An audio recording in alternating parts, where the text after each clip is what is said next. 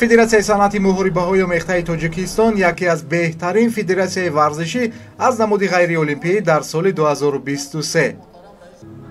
соҳаи тарбияи ҷисмонӣ ва варзиш дар замони соҳиби истиқлолӣ бо таваҷҷӯҳи хосаи асосгузори сулҳу ваҳдати миллӣ пешвои миллат президенти ҷумҳурии тоҷикистон муҳтарам эмомалӣ раҳмон дар қатори дигар соҳаҳои муҳим бесобиқа рушд намуда заминаҳои меъёрии ҳуқуқӣ дар ин самт такмилу таҳким ёфтанд.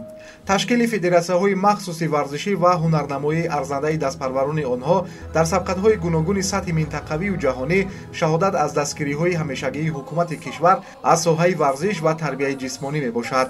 ташкили федератсияҳои махсуси варзишӣ ва ҳунарнамоии арзандаи дастпарварони онҳо дар сабқатҳои гуногуни сатҳи минтақавию ҷаҳонӣ шаҳодат аз дастгириҳои ҳамешагии ҳукумати кишвар аз соҳаи варзиш ва тарбияи ҷисмонӣ мебошад.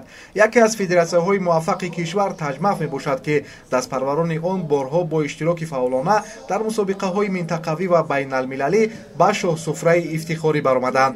бо ин мақсад дар маросими ҷоизаспории соҳаи тарбияи ҷисмонӣ ва варзиш дар соли 2023 ки бо ташаббуси кумитаи кор бо ҷавонон ва варзиши назди ҳукумати ҷумҳурии тоҷикистон доир гардид, федератсияи мазкур ба рӯйхати беҳтаринҳо ворид гардида бо ҷоизаи махсус қадрдонӣ карда шуд.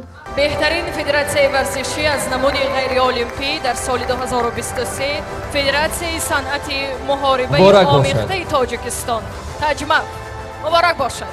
ин ҷоизаро ба Даврон Ҷураев, роҳбари федератсияи таҷмаф, ёрдамчии президенти ҷумҳурии тоҷикистон оид ба масъалаҳои рушди иҷтимоӣ ва робита бо ҷомеа Раҳмонзода Абдулло Қурбоналӣ ва раиси кумитаи кор бо ҷавонон ва варзиши назди ҳукумати ҷумҳурии тоҷикистон Гулаҳмадзода Зулфиқор Аҳмад тақдим намуданд.